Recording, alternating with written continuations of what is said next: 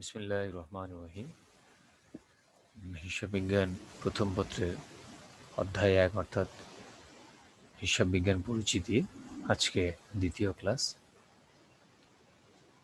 আমরা এই ক্লাসে লেনদেনের শ্রেণী বিভাগ নিয়ে কিছুটা আলোচনা করব।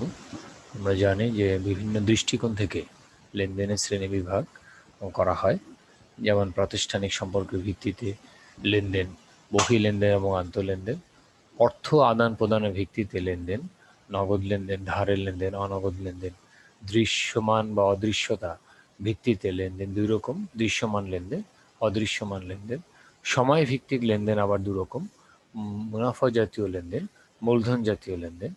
তারপর উদ্দেশ্য ভিত্তিতে লেনদেন তিন প্রকার, কারবারি লেনদেন, অকারবারি এবং ব্যক্তিগত লেনদেন। প্রথমেই আমরা প্রাতিষ্ঠানিক সম্পর্কের ভিত্তিতে লেনদেন দেখছি যে বহি লেনদেন বলা হয়েছে যে লেনদেনের সাথে বাহিরের পক্ষ জড়িত থাকে তাকে আমরা বহি লেনদেন বলি। যেমন আমিনের কাছ থেকে ১০,০০০ টাকা মূল্যের পণ্য বিক্রয় করা হলো, আমিনের নিকট ১০,০০০ টাকার পণ্য বিক্রয়, এক্ষেত্রে আমিন হচ্ছে একটু বাহিরের বা তৃতীয় পক্ষ, এটাকে বলা হয় বহি লেনদেন। আন্তঃলেনদেন যে লেনদেনের সাথে বাহিরের পক্ষ জড়িত থাকে না তাকে আন্তঃলেনদেন বলে। অন্যভাবে বলা যায় যে ব্যবসায়ের অভ্যন্তরে সংগঠিত লেনদেনকেই আন্তঃলেনদেন বলা হয়। যেমন অবচয়। অবচয় কি?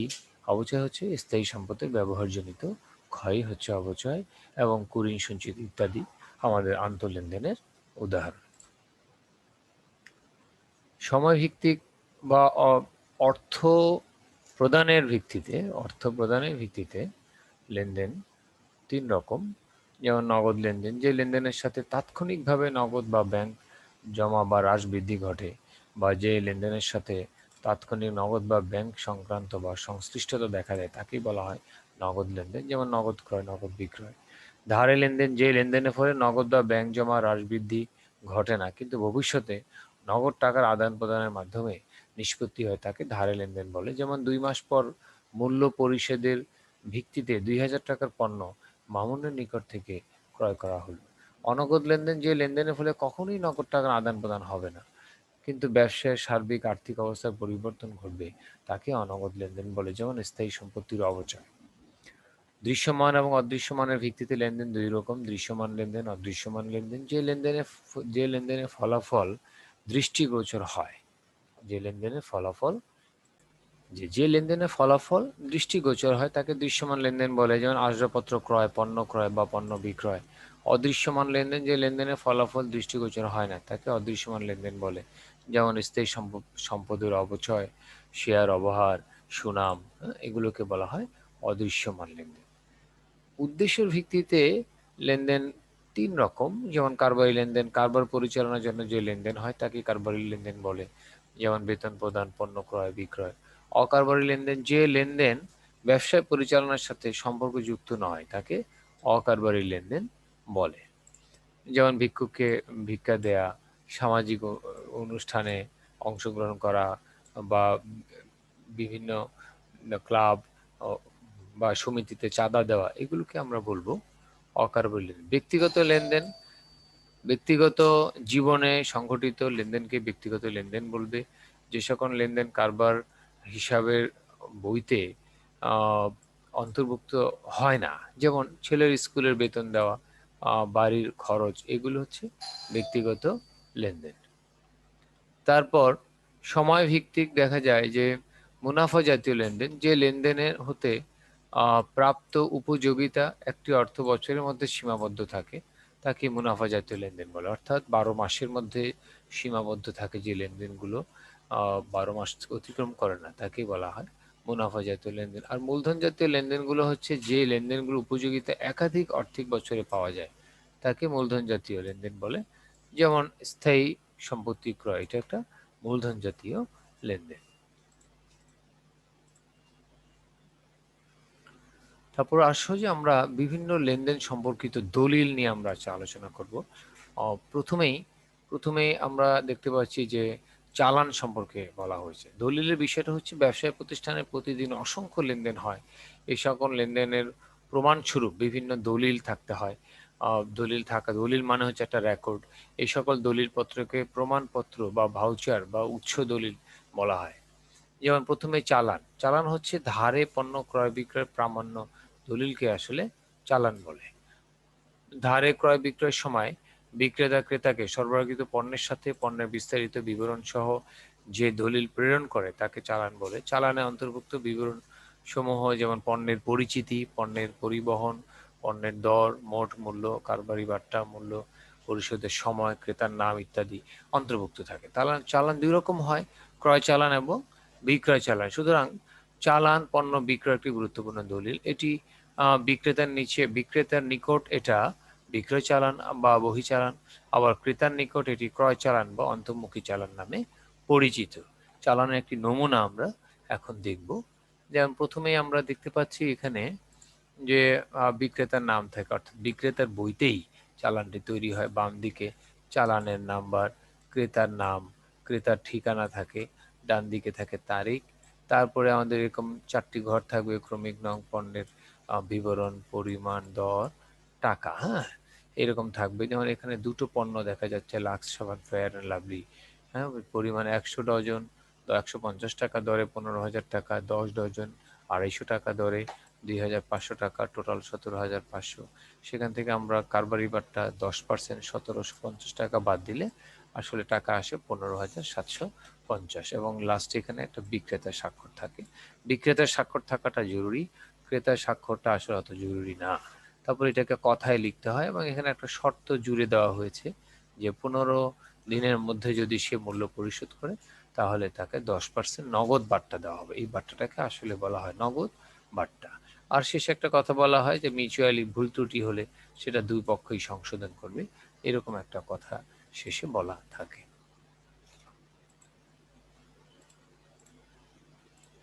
এরপর দেখো যে বিল বা ক্যাশ মেমো। নগদে পণ্য বিক্রয়ের সময় বিক্রেতা ক্যাশ মেমো তৈরি করে ক্রেতার নাম, ঠিকানা সহ পণ্যের বিবরণ, দর, মোট মূল্য ইত্যাদি উল্লেখ করে যে প্রমাণপত্র ক্রেতাকে প্রদান করে তাকেই ক্যাশ মেমো বলে। এটার একটা নমুনা আমরা এখানে দেখতে পাচ্ছি যে ক্যাশ মেমোটা বিক্রেতার বইতেই হয়। বাম দিকে এখানে ভাউচার নাম্বার থাকে, ক্রেতার নাম থাকে, ক্রেতার ঠিকানা থাকে। হ্যাঁ, তার আর ডান দিকে থাকে হচ্ছে আমার সেই তারিখ। অনেকটা চালানের মতোই কিন্তু এটা। যেমন এখানে আমরা দেখতে পাচ্ছি দুটো পণ্য দিয়ে উদাহরণ দেয়া হয়েছে, সুতি কাপড় এবং ওয়েল কাপড়। দুটোর মূল্য আসছে 1700 টাকা। তবে এখানে ক্রেতা বিক্রেতা দুজনেরই স্বাক্ষর থাকে, এটা আমাদেরকে একটু মনে রাখতে হবে। চলে আসো, আমরা এখন দেখব ডেবিট ভাউচার। পণ্য ক্রয় সহ বিভিন্ন প্রকার খরচের জন্য যে ভাউচার তৈরি হয় তাকে বলা হয় ডেবিট ভাউচার। এর সাথে সংশ্লিষ্ট লেনদেনের প্রমাণস্বরূপ চালান, ক্যাশ মেমো ইত্যাদি সংযুক্ত হতে পারে। ডেবিট ভাউচার ধারাবাহিকভাবে ভাউচার ক্রমে নম্বর প্রদান পূর্বক নগদান বইয়ে ক্রেডিট দিকে লিপিবদ্ধ করা হয়। নগদান বইয়ের বিভিন্ন ঘরে ভাউচার নাম্বার উল্লেখ করা হয় যাতে ভবিষ্যতে ভাউচার সহজে খুঁজে পাওয়া যায়। ডেবিট ভাউচারের একটি নমুনা ছক আমরা দেখতে পাচ্ছি। এটা প্রদানকারীর বইতে আমরা তৈরি করেছি। Mohan stores, Mirpur 11, Dhaka. Debit voucher. বাম দিকে ডেবিট ভাউচার নাম্বার, হিসাব খাতের নাম। ডান দিকে তারিখ, গ্রহণকারী এবং গ্রহণকারীর নাম, ঠিকানা থাকে। আর নিচে খরচের বিবরণ থাকে এবং একটি টাকার ঘর বা দুটো টাকার ঘরও এখানে দেয়া যায়। যেমন আমরা এখানে শুধু দেখিয়েছি আপ্যায়ন খরচ 200 টাকা। নিচে এটা কথায় লিখলে আরো ভালো। তারপর ক্যাশিয়ারের স্বাক্ষর, হিসাব রক্ষক, ব্যবস্থাপক এবং গ্রহণকারীর স্বাক্ষরটা রাখা হয়। তারপরে দেখো যে ক্রেডিট ভাউচার। ক্রেডিট ভাউচার হচ্ছে পণ্য বিক্রয় সহ নগদ প্রাপ্তি বা বিভিন্ন প্রকার আয়ের জন্য যে ভাউচার তৈরি করা হয় তাকে ক্রেডিট ভাউচার বলে। ইহার সাথেও সংশ্লিষ্ট লেনদেনের প্রমাণস্বরূপ দলিল সংযুক্ত করা হয়। এখানে আমাদের একটি ক্রেডিট ভাউচারের নমুনা দেখানো হয়েছে। এটা গ্রহণকারীর বইতে হচ্ছে। বাম দিকে ক্রেডিট ভাউচার নাম্বার, হিসাব খাতের নাম। তারপরে ডান দিকে তারিখ, গ্রহণকারীর নাম, প্রদানকারীর ঠিকানা। হ্যাঁ, প্রদানকারীর নাম, প্রদানকারীর ঠিকানা। তারপর আয়ের বিবরণ, টাকা।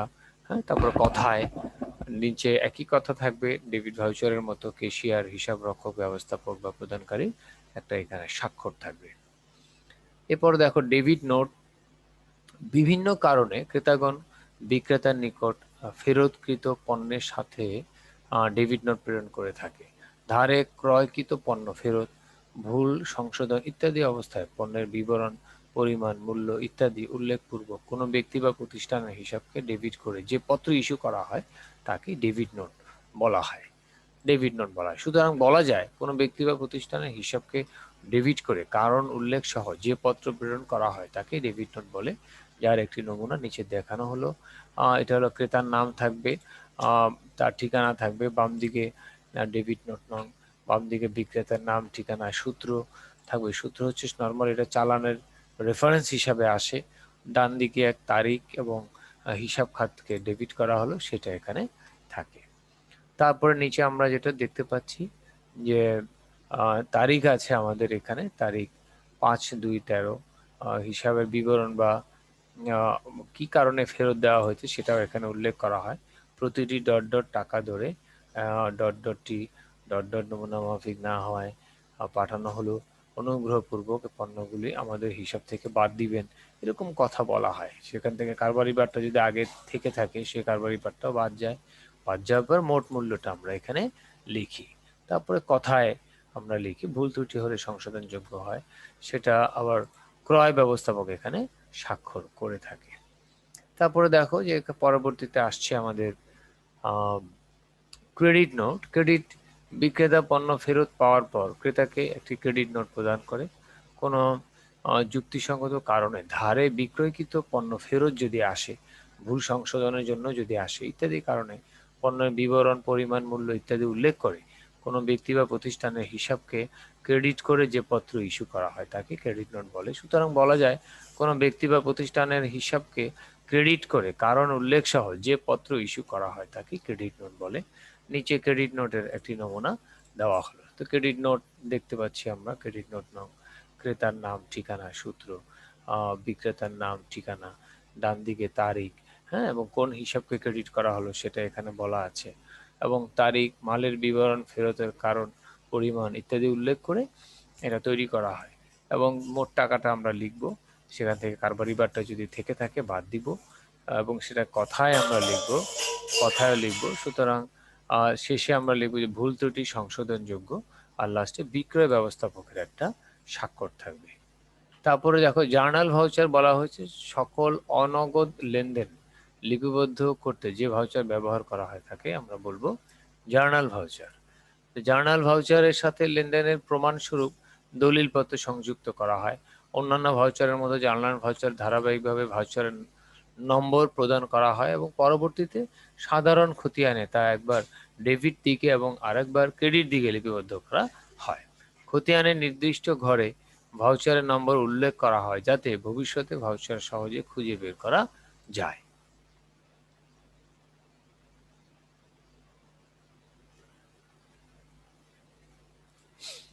এর একটা নমুনা আমরা নিচে দেখতে পাচ্ছি, যে জার্নাল ভাউচারের একটি নমুনা। এখানে তারিখ থাকবে আমাদের, তারপর জার্নাল ভাউচার নাম্বার দেওয়া থাকবে,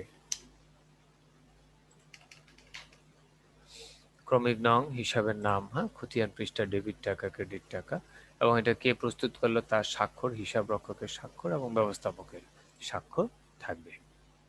তারপরে আমরা একটা ভ্যাট, ভ্যাট সংক্রান্ত লেনদেন লিপিবদ্ধের জন্য আমরা জানি যে ভ্যাট ইনভয়েস, এটার একটা নমুনা আমরা দেখতে পাচ্ছি যে মূল্য সংযোজন কর বিধিমালা অনুযায়ী নিবন্ধিত ব্যক্তি বা প্রতিষ্ঠানকে পণ্য বা সেবা হস্তান্তরের সময় পণ্যের বিস্তারিত বিবরণ সহ চালান তৈরি করতে হয়, যাকে ভ্যাট চালান বলে। প্রতিটি চালানপত্র মুদ্রিত এবং ক্রমিক নাম্বার যুক্ত হবে। ভ্যাট চালানপত্রের একটি নমুনা ছক নিচে দেওয়া হলো, এবং এটা যে রুলস, বিধি 18 অনুযায়ী হয়। প্রত্যেকটা প্রতিষ্ঠান, যা ব্যবসায়িক প্রতিষ্ঠান যাদেরকে এই ভ্যাট প্রদান করতে হয়, এবং তার একটা নমুনা এখানে দেয়া হয়েছে। প্রথমেই ব্যবসা প্রতিষ্ঠানের নাম, ঠিকানা, করদাতা শনাক্তকরণ সংখ্যা, সে যে ট্যাক্স দিচ্ছে তার টিন নাম্বারটা এখানে দিতে হয়।